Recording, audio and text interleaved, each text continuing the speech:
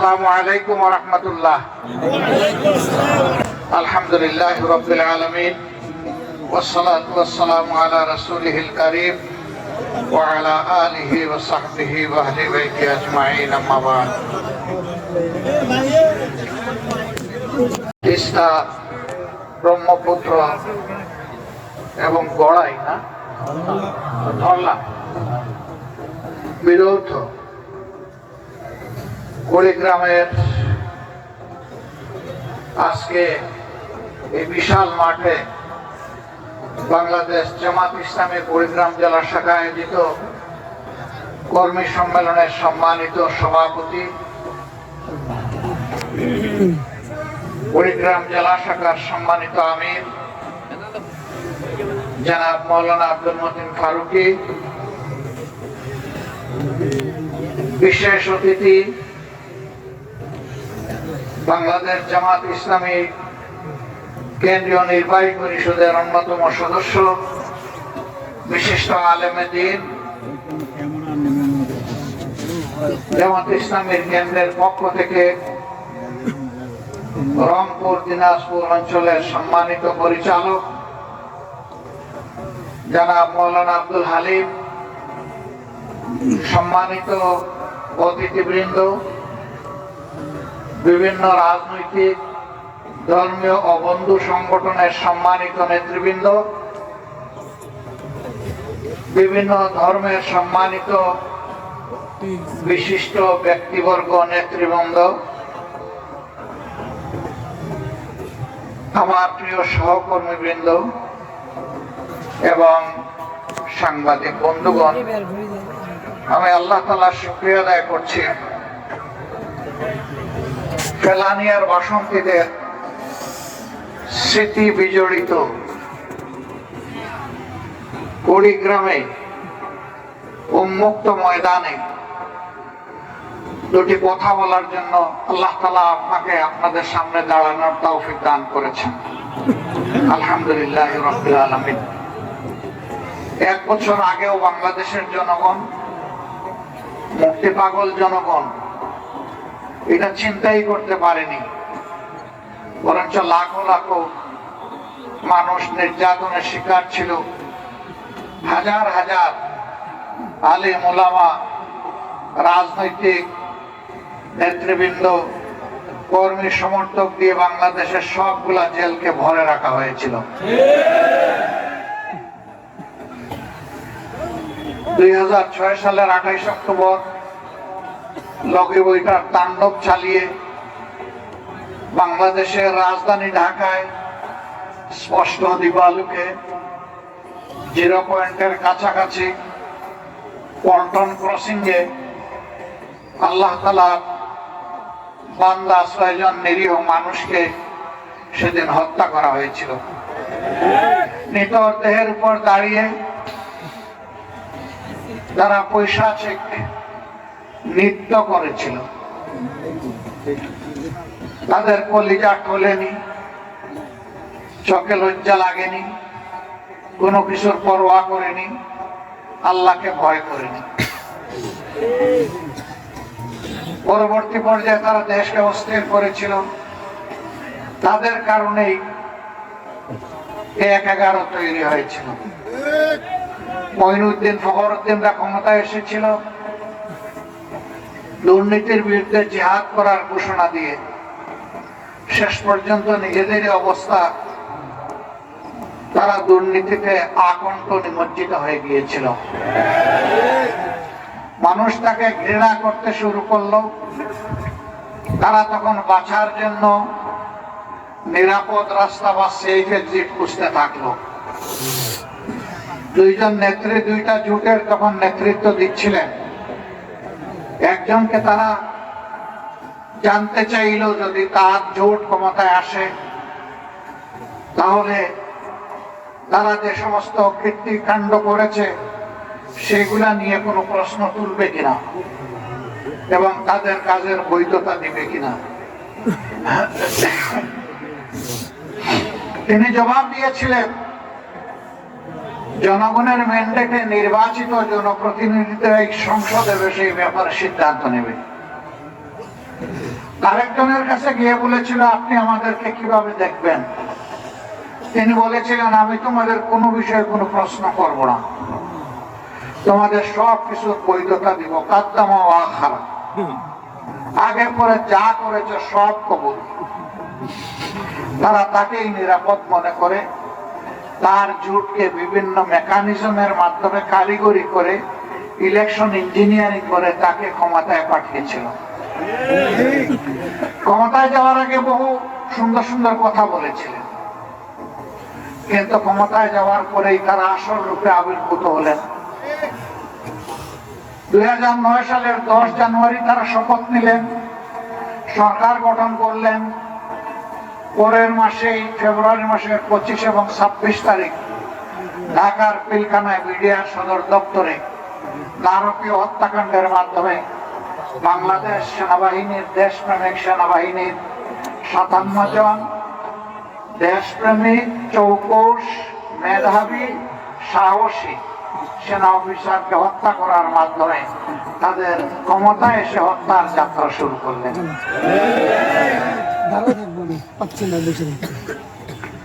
একের পর এক জাতির উপরে দুর্বহ পূজা তারা চাপাতে থাকলেন। ক্ষুধার্ত আওয়ামী লীগ জাতির সম্পদ চুরি করা শুরু করলো। সর্বত্র চাঁদাবাজি, লুটপাট, দখলদারি, ঘুষের মাত্রা বাড়িয়ে দিল। তাদের অর্থমন্ত্রী বলল, এটা ঘুষ না, এটা স্পিড মানি। লজ্জা! তাদের শিক্ষামন্ত্রী বলল, আমার মন্ত্রণালয়ে তোমরা ঘুষ খাইলে কিন্তু একটু কমাইয়া খাই।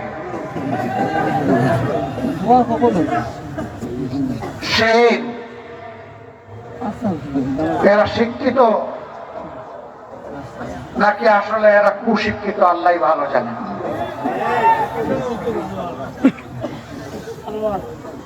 তারা এক পর্যায়ে গিয়ে পরীক্ষিত দেশপ্রেমিক সংগঠন জামাতের দিকে হাত পড়াল।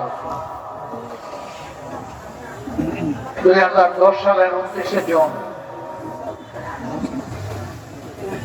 আমাদের 3 জন প্রাণপ্রিয় শীর্ষ দায়িত্বশীল তৎকালীন আমিরে জামাত, সাবেক মন্ত্রী মাওলানা মতিউর রহমান নিজামী, নায়েবে আমির, শুধু বাংলাদেশ নয় সারা বিশ্বে যিনি মানুষকে কোরআনের মানবিক দাওয়াত দিয়ে বেড়াতেন, যাকে কোরআনের পাখি বলা হতো, আল্লামা দিলওয়ার হোসেন সাঈদী, সেক্রেটারি জেনারেল, সাবেক মন্ত্রী আলী আহসান মোহাম্মদ মুজাহিদ, এই 3 জনকে খোড়া অজুহাতে, মিথ্যা অভিযোগে নির্লজ্জভাবে তারা গ্রেফতার করলো। তারপরের মাসে আরো 2 জন সহকারী সেক্রেটারি জেনারেল, জনাব মোহাম্মদ কামারুজ্জামান এবং আব্দুল কাদের মোল্লাকে তারা গ্রেফতার করলো।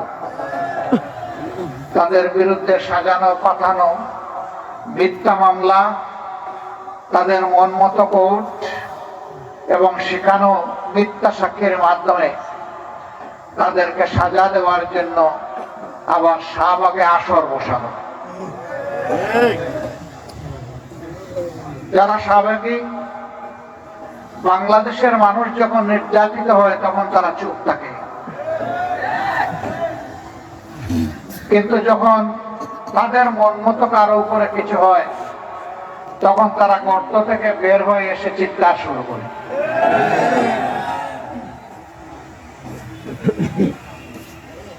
সম্মানিত ভাই ও বন্ধুগণ, তারপরে ইতিহাস সবার জানা।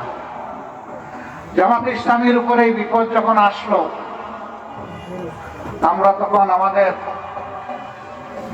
রাজনৈতিক বন্ধুদেরকে অনুরোধ করেছিলাম, বিপদের ঢেউ জামাত পর্যন্ত থামবে না, এই ঢেউ সবাইকে ভাসিয়ে নিয়ে যাবে যদি আমরা সম্মিলিতভাবে ঠেকাতে না পারি। আমরা আমাদের আহাজারি শোনাতে পারিনি, বুঝাতে পারিনি। একের পর এক প্রতিহিংসামূলক রায়ের মাধ্যমে আদালতকে ব্যবহার করে জামাতে ইসলামী নেতৃবৃন্দকে ফাঁসি দেওয়া হলো, 5 জনকে ফাঁসিতে ঝোলানো হলো। তাদের নিয়েও অনেক নাটক করা হলো। একবারের জন্য তারা নথি স্বীকার করেন কিনা, সরকারের কাছে ক্ষমা চান কিনা, প্রাণ ভিক্ষা চান কিনা। আলহামদুলিল্লাহ, যারা আল্লাহর জন্য, মানবতার জন্য লড়াই করে, তারা আল্লাহ ছাড়া কাউকে পরোয়া করে না। আল্লাহর এই বান্দারা মাথা উঁচু করে সেদিন বলেছিলেন, আমরা মাথা একটা জায়গায় নত করে, তিনি আমাদের প্রভু, তিনি আমাদের স্রষ্টা আল্লাহ রাব্বুল আলামিন। দুনিয়ার আর কোথাও এই বান্দাদের মাথা নত হবে না। মাথা তারা নত করেননি। তারা কতটা আত্মবিশ্বাসী ছিলেন। শহীদ আমিরে জামাত তার পরিবারের সদস্যদেরকে জিজ্ঞেস করছেন, আমি তো মাওলার মুলাকাতে অল্পক্ষণের মধ্যেই হাজির হব, আমার গায়ের পোশাকটা কেমন হওয়া উচিত? আমি কি লঙ্গি পরবো না পাজামা পরবো? পরিবারের সদস্যরা বলছে, পাজামাতেই মাওলার মুলাকাতে আপনাকে ভালো লাগবে। আল্লাহু আকবার। যেমন দায়িত্বশীল তেমন তার পরিবারের সদস্যরা, কালবে সালিম, প্রশান্ত আত্মা। তারা পাশের তক্তার দিকে এগিয়ে চলেছেন পা পা করে। তাদের ঠোঁটও কাঁপেনি, বুকও কাঁপেনি, পাও নড়েনি। কারণ তারা নিশ্চিত ছিলেন অন্য কোনো কারণে নয়, তাদেরকে দিনের কারণে, মানবতার কারণেই হত্যা করা হচ্ছে। দেশপ্রেমের কারণেই তাদেরকে এই মূল্য দিতে হচ্ছে। যারা দেশকে ভালোবাসে, মানুষকে ভালোবাসে, মৃত্যু তাদের কাছে সকালবেলা চায়ের পেয়ালার মতো প্রিয়। প্রিয় শাহাদাতকে তারা ভয় করে না, শাহাদাত তাদের কাম্য। তারা সেভাবেই ফাঁসির তক্তায় দাঁড়িয়েছিলেন। হাসতে হাসতে তারা মাওলার মুলাকাতে চলে গেছে। আল্লাহ তাআলার দরবারে দোয়া করি, আমাদের এই মাথার তাজ শীর্ষ দায়িত্বশীল বৃন্দ সহ তাদের যত সহকর্মীদেরকে খুনিরা, ফ্যাসিস্টরা হত্যা করেছে, আল্লাহ তাদের সকলকে মকবুল শহীদ হিসাবে কবুল করুন। শাহাদাতের সর্বোচ্চ মর্যাদা আল্লাহ তাদেরকে এনায়েত করুন। সম্মানিত ভাইয়েরা, বাংলাদেশকে স্বাধীনতার পক্ষ বিপক্ষ করে টুকরা টুকরা করা হয়েছিল। কার জন্য? একটা বিভক্ত জাতি কখনো সত্যিকারের মর্যাদাবান জাতি হতে পারে না। একটা ঐক্যবদ্ধ জাতিকে এই দুনিয়ার মানুষ সম্মান করে, শ্রদ্ধা করে। তাহলে কার জন্য এই জাতিকে বিভক্ত করা হয়েছিল? আবার সমাজে ধর্মের ভিত্তিতে মেজরিটি মাইনরিটি তৈরি করা হয়েছিল।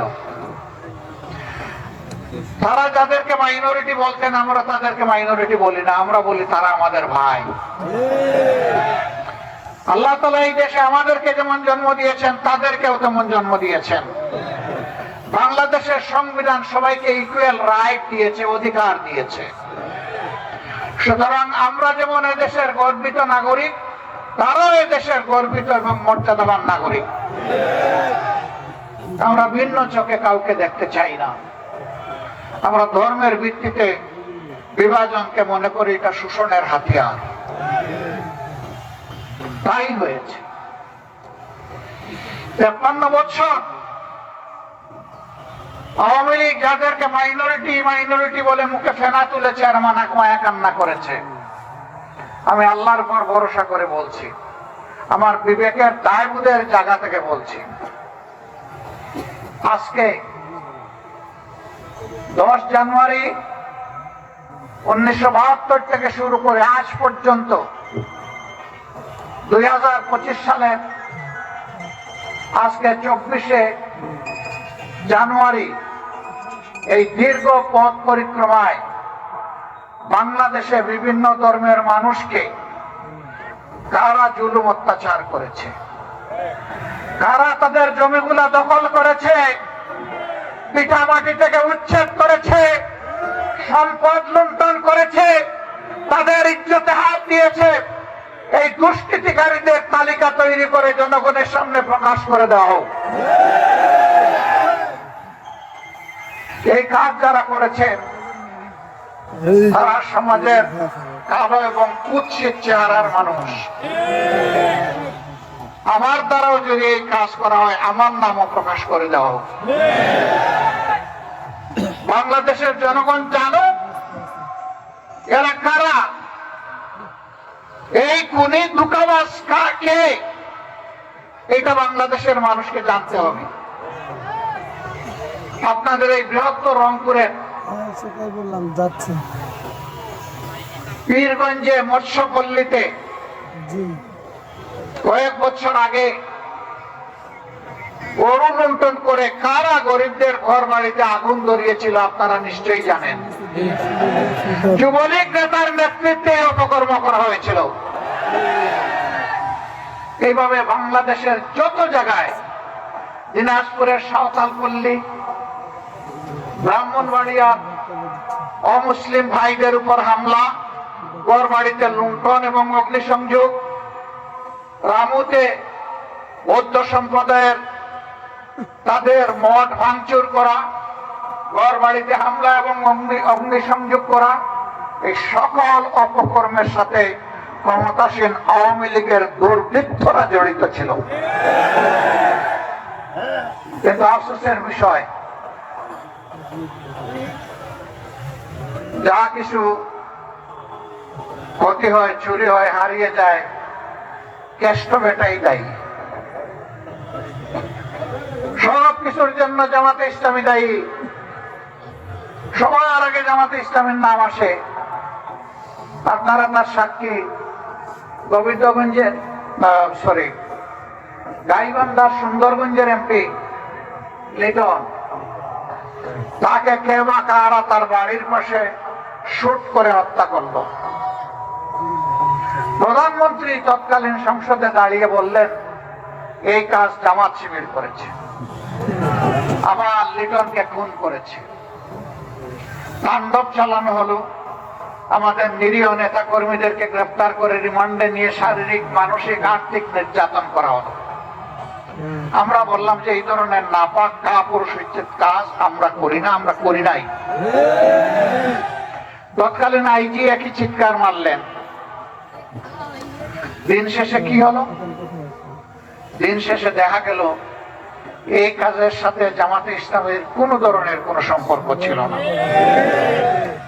বরঞ্চ তাদেরই ক্ষমতার পার্টনার একজন সাবেক কর্নেল, ওই সিটে আসনে যিনি সাবেক এমপি ছিলেন, তিনি তার ভবিষ্যৎ রাস্তা পরিষ্কার করার জন্য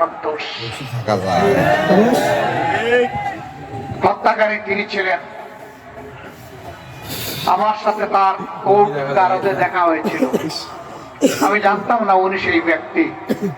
দেখলাম যে অনেক লম্বা চুল রেখেছেন, লাঠি একটা হাতে নিয়েছেন, কিছু ভদ্রলোকের চেহারা, এক কোনায় বসে আছেন, আমি আরেক জায়গায় বসে আছি।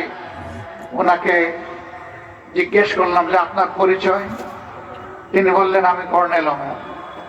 বললাম ঘটনা কি গাইবান্ধার? তিনি বললেন হ্যাঁ। বিচারে প্রমাণ হলো যে তিনি খুনি। মাঝখানে জামাতে ইসলামী ছাত্র শিবিরের কর্মীদের উপর যে নির্যাতন চালানো হলো, তাদের জীবন থেকে যে মূল্যবান দিনগুলা কেড়ে নিল, তাকে আজ আমাদেরকে ফিরিয়ে দেবে। এই ধরনের প্রত্যেকটা ঘটনায় আমাদেরকে দায়ী করে কথা বলা হয়। আমরা আল্লাহকে ভয় করি। যারা আল্লাহকে ভয় করে তাদের হাতে মানুষের জীবন, সম্পদ এবং ইজ্জত সম্পূর্ণ নিরাপদ। প্রমাণ বর্তমান বাংলাদেশ। 15.5 বছরের দুঃখ, ব্যথা, বেদনা, কষ্ট আমরা বুকে বহন করে বেড়াচ্ছি।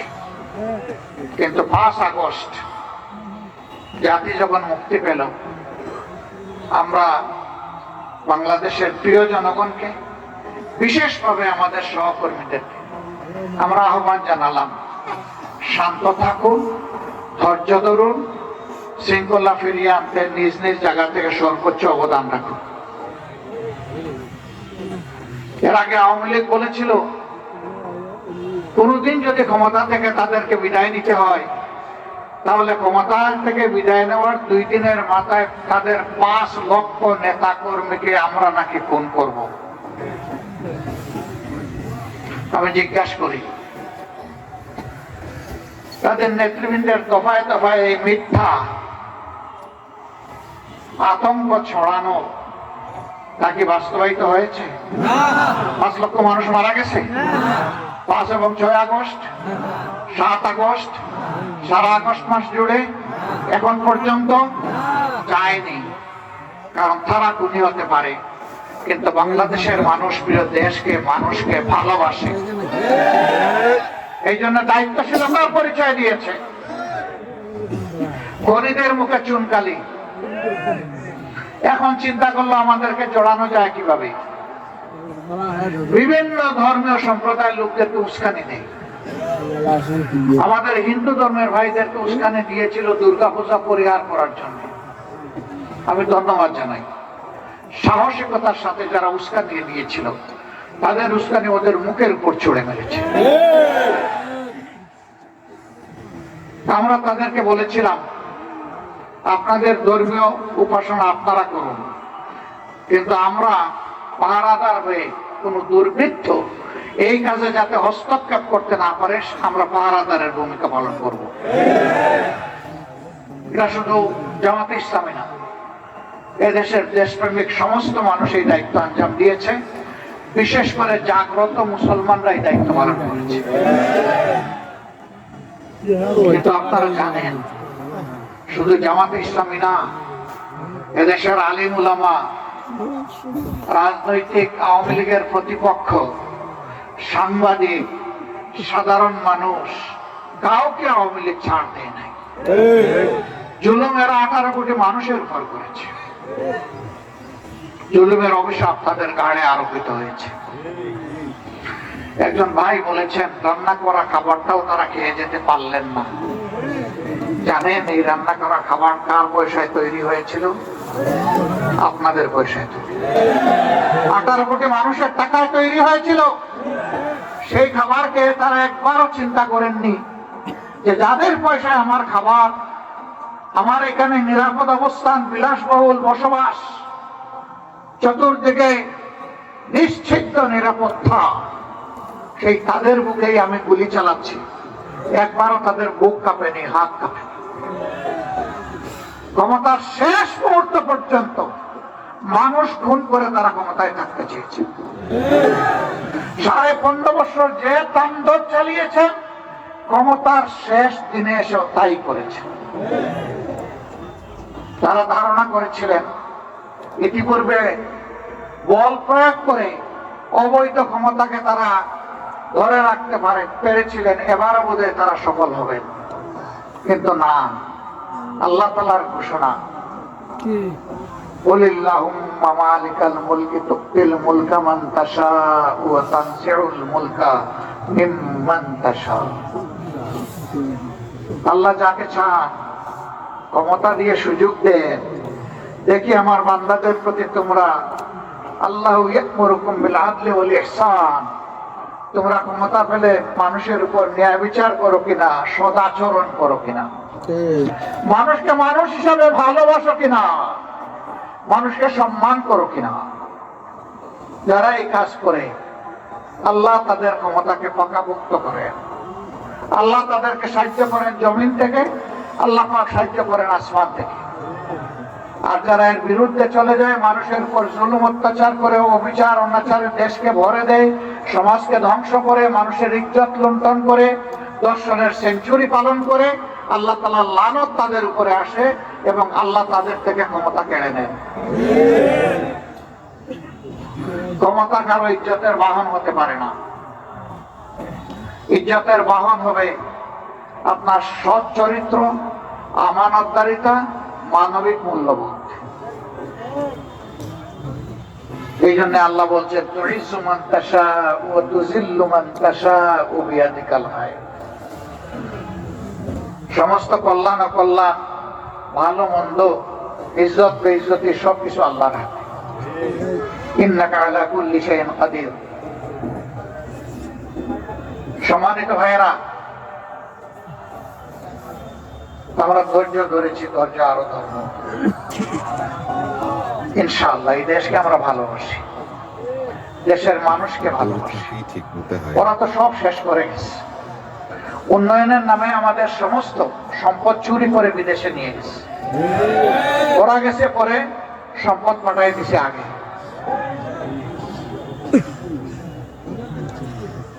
ওরা 2,26,000 কোটি টাকা বাংলাদেশ থেকে চুরি করে নিয়ে গেছে। সরি, 26 লক্ষ কোটি টাকা বাংলাদেশ থেকে চুরি করে নিয়ে গেছে।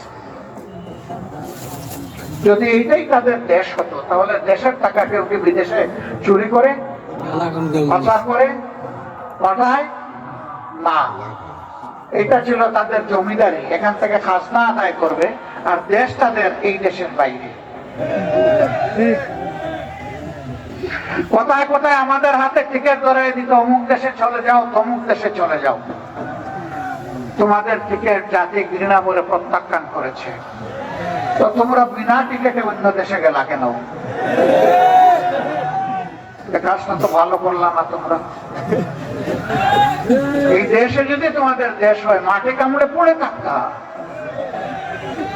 এবং প্রমাণ করতে যে তোমরা দোষী বা নির্দোষ। তা তো পারলা না, কারণ পাপের বোঝা যখন ভারী হয়, জাহাজ যখন ভরে যায়, তখন আর দেশের মানুষকে বিশ্বাস করতে পারে না। তাই হয়েছে। আমরা পিছনকে পিছনেই ফেলে দিতে চাই, এখন জাতি সামনে আগাতে চাই। জাতিকে সামনে আগাতে হলে এই জাতির মধ্যে সীসা ডালা প্রাচীরের ঐক্য লাগবে। আমি বিনয়ের সাথে নিপীড়িত, নির্যাতিত 15টা বছর যাদের কর্মীরা, নেতারা জীবন দিয়েছেন, পঙ্গুত্ব বরণ করেছেন, ঘর ছাড়া বাড়ি ছাড়া হয়েছেন, বিভিন্ন ভাবে কষ্ট ভোগ করেছেন, অসংখ্য মামলায় দফায় দফায় জেলে গিয়েছেন, রিমান্ডে নিয়ে বেইজ্জত করা হয়েছে, কষ্ট দেওয়া হয়েছে।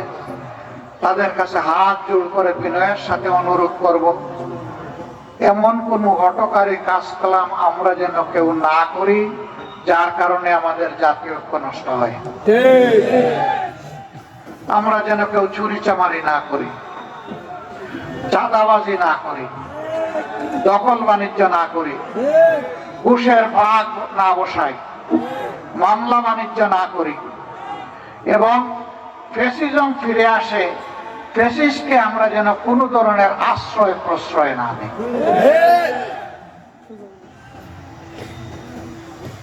আমরা প্রতিহিংসার পক্ষে না, কিন্তু আল্লাহ রসুল মক্কা বিজয়ের সময় মক্কার সমস্ত দুষ্কর্মকারীদেরকে ক্ষমা করে দিয়েছিলেন একটা অপরাধ ছাড়া।